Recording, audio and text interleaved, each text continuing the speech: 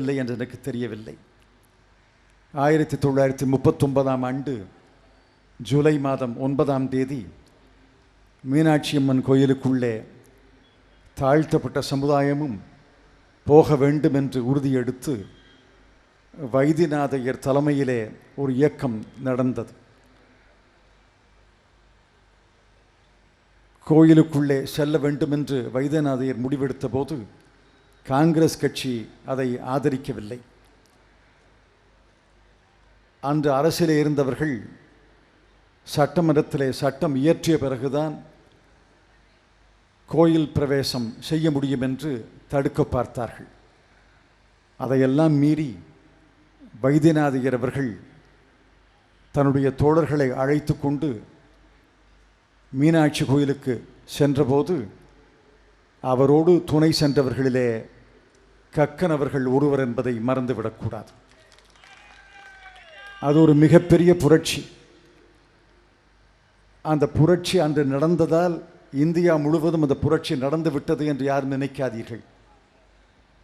India முழுவதும் இன்று கூட பல கோயில்களிலே தலித் மக்களுக்கு அனுமதி கிடையாது.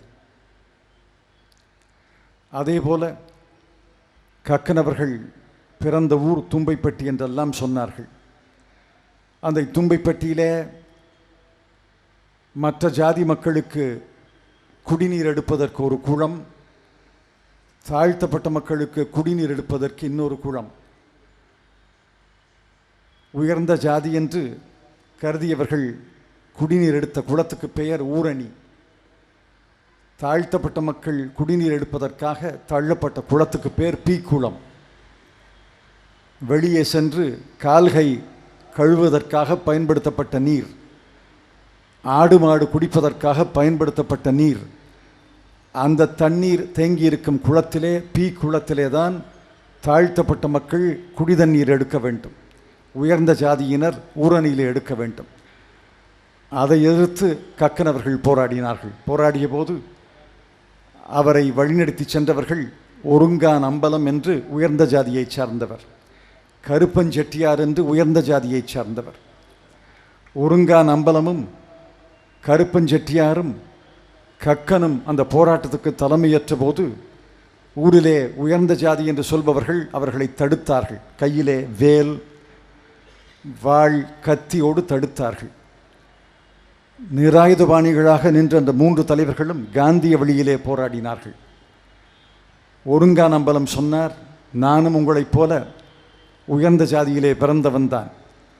எங்களை தடுத்தால் என்னை கொன்றுவிட்டு பிறகு மற்றவர்கள் மீது நீங்கள் தாக்குதல் நடத்துங்கள் என்று மறியலில் ஈடுபட்டார். அடுத்து கருப்பஞ்செட்டியார், அவரை மட்டும் கொல்லாதே, என்னையும் கொன்றுவிட்டு பிறகு தாழ்த்தப்பட்ட மக்களை தேடு என்று சொன்னார்கள். எல்லாவற்றையும் மீறி கக்கன் அவர்கள் முன்வரிசைக்கு வந்து, ஒருங்கான் அம்பலத்தையும் கருப்பஞ்செட்டியாரையும் கொல்லுவதுதான் உங்கள் முடிவென்றால் முதலிலே என்னை கொன்றுவிட்டு ஒருங்கான் அம்பலத்தையும் கருப்பஞ்செட்டியாரையும் கொல்லுங்கள் என்று சொன்னார்கள். பிறகு சமரசம் ஏற்பட்டது. என்ன சமரசம்? ஊரணியிலே ஒரு கரையிலே உயர்ந்த ஜாதியினர் தண்ணீர் எடுத்துக்கொள்ளலாம், இன்னொரு கரையிலே தாழ்த்தப்பட்ட மக்கள் தண்ணீர் எடுத்துக்கொள்ளலாம் என்று அன்றைய காலத்திலே புரட்சி, ஆனால் நம்முடைய பார்வையிலே ஒரு சமரசம் ஏற்பட்டது. அன்று அந்த சமரசம் ஏற்பட்டதால் இந்தியா முழுவதும் அனைத்து குளங்களிலே அனைத்து நீர்நிலைகளிலேயும் தாழ்த்தப்பட்ட மக்கள் தண்ணீர் எடுக்க அனுமதிக்கப்படுகிறார்கள் என்று நினைத்து விடாதீர்கள். தமிழ்நாட்டிலேயும் இன்னும் தீண்டாமை இருக்கிறது. இரட்டை தமிழர் முறை இருக்கிறதா இல்லையா? தலித் சமுதாயத்தை சார்ந்த ஒரு பெண்ணுக்கும் உயர்ந்த ஜாதியை சார்ந்த ஒரு ஆணுக்கும் காதல் ஏற்பட்டு திருமணம் நடந்தால் அதை தடுப்பதற்கு ஆட்கள் இருக்கிறார்களா இல்லையா? கொலை செய்வதற்கு கூட தயாராக ஆட்கள் இருக்கிறார்களா இல்லையா? ஒரே ஊரிலே தலித் சமுதாயத்தையும் மற்ற சமுதாயத்தையும் பிரிப்பதற்கு சுவர் எழுப்புவதற்கும் சமுதாய தலைவர்கள் இருக்கிறார்களா இல்லையா? தமிழ்நாட்டிலேயே இன்னும் அந்த கொடுமைகள் முழுமையாக ஒழியவில்லை என்றால் பீகாரை பற்றி சொல்லவா வேண்டும்? உத்தரப்பிரதேசத்தை பற்றி சொல்லவா வேண்டும்? மத்திய பிரதேசத்திலே மற்ற மாநிலங்களிலே நடைபெறக்கூடிய கொடுமைகளை சொல்லவா வேண்டும்? இந்த கௌரவ கொலைகள் என்று கொலைகள் நடக்கின்றனவே, இந்த கௌரவ கொலைகள் என்பது இந்தியாவுக்கே மிகப்பெரிய அகௌரவத்தை அல்லவா சம்பாதித்து தந்திருக்கிறது. உத்தரப்பிரதேச மாநிலத்திலே மதிய உணவு தயாரிப்பதற்காக பரிமாறுவதற்காக தலித் சமுதாயத்தை சார்ந்த பெண்களை நியமித்தால் உயர்ந்த ஜாதியை சார்ந்தவர்கள் தங்கள் பிள்ளைகளை அந்த பள்ளிக்கூடத்திலிருந்து வெளியேற்றி வேறு பள்ளிக்கூடங்களிலே சேர்க்கிறார்களே, அந்த கொடுமை நமக்கு மறந்து விட்டதா? ஆகவே தான் நண்பர்களே சொல்கிறேன், இந்த நேரத்திலே யாரை புகழ்பாட வந்திருக்கிறோம்? கக்கனை புகழ்பாட வந்திருக்கிறோம். இது எனக்காக கூட்டப்பட்ட கூட்டம் அல்ல, தம்பி வாசனுக்கு கூட்டப்பட்ட கூட்டம் அல்ல, தங்கபாலுவுக்கு கூட்டப்பட்ட கூட்டம் அல்ல, இளங்கோவனுக்கோ காங்கிரஸ் கட்சியினுடைய முன்னாள் தலைவர்களுக்கோ மூத்த தலைவர்களுக்காகவோ கூட்டப்பட்ட கூட்டம் அல்ல. இது 100 ஆண்டு நிறைந்த வாழ்க்கை வாழ்ந்து கக்கன் என்றால் எளிமை, கக்கன் என்றால் நேர்மை, கக்கன் என்றால் திறமை, கக்கன் என்றால் அடக்கம் என்று கக்கன் என்ற வார்த்தைக்கு புதிய புதிய அர்த்தங்களை உருவாக்கி தந்த வாழ்ந்த ஒரு பெரிய மனிதனை, அந்த பெரிய மனிதருடைய 100ஆண்டு விழா நிறைவு நாளிலே அவர் வாழ்ந்த வாழ்க்கையை மட்டுமல்ல, அவர் வாழ்ந்த வாழ்க்கையிலே அவர் சந்தித்த எதிர்ப்புகளை, அவர் சந்தித்த இன்னல்களை, அந்த எதிர்ப்புகள் இன்னல்கள் இன்னும் சமுதாய கொடுமைகளாக இருப்பதையெல்லாம் நினைப்பதற்காக, அந்த சமுதாய கொடுமைகளை எதிர்த்து எப்படி போராட வேண்டும் என்பது சிந்திப்பதற்காக, அந்த சமுதாய கொடுமைகளை எதிர்த்த போராட்டத்திலே நம்மை ஈடுபடுத்திக் கொள்வதற்காக காங்கிரஸ் கட்சி எதற்காக தொடங்கப்பட்டதோ அந்த லட்சியங்களை அடைவதற்காக கூட்டப்பட்ட கூட்டம் என்பதை மறந்துவிடக்கூடாது. இந்தியாவிலே சமுதாய கொடுமைகள் இருக்கும் வரை இந்தியாவுக்கு முழுமையாக விடுதலை கிடைத்துவிட்டது என்று யாரும் நம்பாதீர்கள். பசி இருக்கலாம், பட்டினி கூட இருக்கலாம், வேலை இல்லாமல் இருக்கலாம், நோய் இருக்கலாம், அடிப்படை வசதிகள் இல்லாமல் இருக்கலாம், கட்டமைப்பு வசதிகள் குறைவாக இருக்கலாம். நம்முடைய கிராமத்திலே திருமணம் செய்வதற்கு சமுதாய கூடம் இல்லையே என்று ஒரு மேலோட்டமான ஏக்கம் இருக்கலாம். குடிநீருக்காக 2 கிலோமீட்டர் நடக்க வேண்டி இருக்கிறதே என்ற தாக்கம் இருக்கலாம். இவையெல்லாம் நாடு அடைவிலே வளர்ந்து வருகிற ஒரு சமுதாயத்தில், வளர்ந்து வருகிற ஒரு பொருளாதாரத்தில் நிதி ஆதாரங்களையும் செயல் வடிவத்தையும் கண்டுபிடித்து விட்டால் இவற்றையெல்லாம் மாற்றிவிடலாம். ஆனால் சமுதாய கொடுமை என்பது இருக்கிறதே, சமுதாய இழிவு என்பது இருக்கிறதே, நீ தாழ்த்தப்பட்டவன், நீ தலித், நீ தீண்டத்தகாதவன், நான் அருந்தும் நீரை நீ அருந்தக்கூடாது, என் பிள்ளை படிக்கும் பள்ளிக்கூடத்திலே உன் பிள்ளை படிக்கக்கூடாது, எனக்கும் உனக்கும் போட்டி என்றால் நீ தாழ்ந்துதான் போக வேண்டும் என்ற சமுதாய கொடுமை இருக்கிறதே, அந்த சமுதாய கொடுமையை 9% வளர்ச்சி ஒழித்து விடாத நண்பர்களே. $300 பில்லியன் அந்நிய செலாவணி கையிருப்பு அந்த சமுதாய கொடுமையை ஒழித்து விடாது. நாடாளுமன்றத்திலே 201 இடங்களை பெறுவதாலேயோ 401 இடங்களை பெறுவதாலேயோ அந்த சமுதாய கொடுமைகள் ஒழிந்து விடாது.